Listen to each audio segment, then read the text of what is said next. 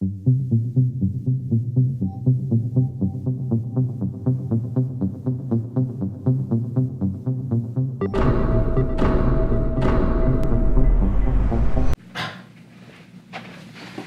man, it's the morning after the Creators Offline 368 micro conference, and I have so much going on in my head right now, so much to process, so many different things that happened that just blew my mind. Like I don't even know how to describe the feeling, but I wanted to document it. I wanted to document my initial thoughts on it. And I come back to something I said. I got to talk to Levi Allen for a while, and one thing I said to him was how it was amazing to be in 368. It's kind of the holy grail for all YouTubers and stuff. At the same time, once you were in the building, kind of the fascination with the space went away, and it was more about just the people in the room.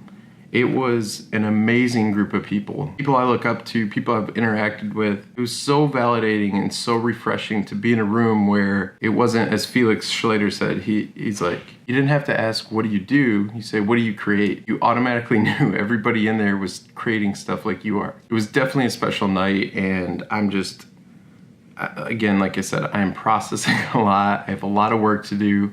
I have a lot of things I want to change, a new focus, just a new drive, a new energy that I really want to capitalize on while I'm feeling it and while I'm in the moment. I'm going to talk about the conference more. I made some really cool videos, some cool people, that those will be posted later. But for now, today, I have to get out of my room. I have to check out. I'm going to finish packing up, get ready, and I'm going to post up at a coffee shop for a while, get some work done. Logan Tremelin might join me, and then I have to head to the airport, fly back to Milwaukee, and drive home tonight. So it's going to be a long day. It's gonna be a journey vlog, but to everybody, for Genki, a guy who put this idea together, for just all the speakers that came and poured their heart and souls into their speeches, like, thank you. That was an absolute amazing experience, and it's one that I really, really needed. With that, it's time to get rolling. Let's go.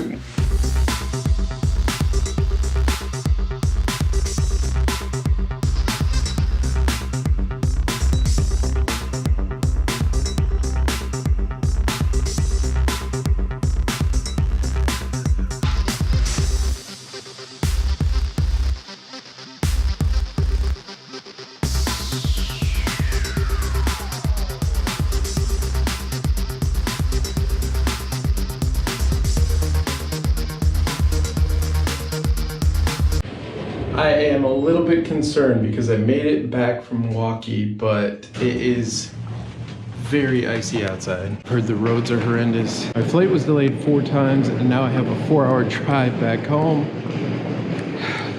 It's gonna be a nail biter. Here we go.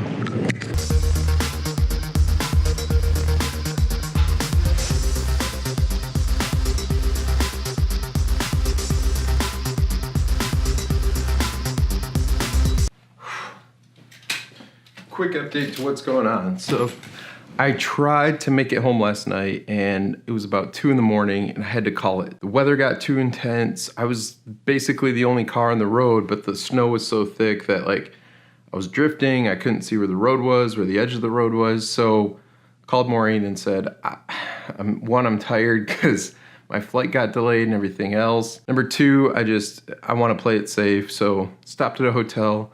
I slept for like 3 hours. Now I'm about to continue the journey. Hopefully the plows have been out there. But here's the thing though, the whole reason my flight was delayed was due to drones. There were 2 drones flying around Newark Airport, just consumer drones. When drones are spotted at an airport, they don't allow flights in, they don't allow flights to take off until they clear the area. So what happened is, even if they meant no harm, they were just flying around trying to get some cool shots. I respect drones. I love the perspective they give. Drones are an amazing filmmaking tool, but use common sense when flying with them. These are major aircraft, and if a drone hits a plane, it's a big deal. The plane that was coming in, that was my plane, and the crew that was gonna be the crew for my plane, they were stuck in Washington and they couldn't come in because of all the delays.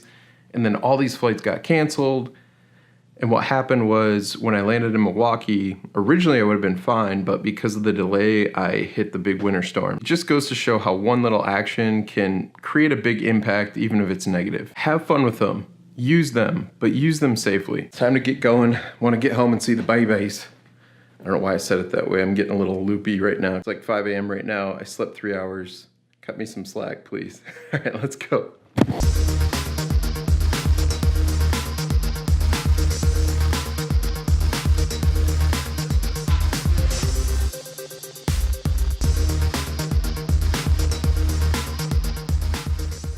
Finally made it back.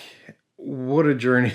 That was, for people who don't drive in the snow or have never dealt with the snow, it is nerve-wracking. Like, it's a lot of mental awareness, the white knuckle driving, your feet are going back and forth from the brake to the gas, brake to gas, and like, it's literally mentally and physically exhausting. Made it home safe and sound, but a half a day later than expected, so I have to cram a day's worth of stuff into a half a day now before getting on another airplane at 6 a.m. tomorrow. I'm gonna go, but first the takeaway, and I in the comments below, if you could do me a favor, if you have an idea of what I can call today's takeaway, I was putting it in the keywords for my YouTube video the other day, and it showed up today's takeaway from Dr. Phil.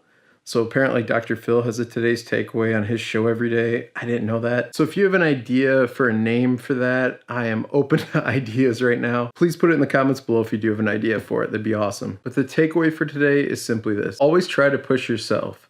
But if you push yourself to the point where it becomes an extreme danger, it's not worth it. Pull back, reset, and start again. Last night, I could have pulled over, slept for a half hour, and then tried to make it all the way back, which probably 4 years ago, I would have done that to myself. But the more mature Brian is taking a different approach, and I want to live longer and see the kids grow up and all that kind of fun stuff. So I'm erring on the side of caution when it comes to that kind of thing. I have so much to get done. I'm going to get to it, but I will see you tomorrow.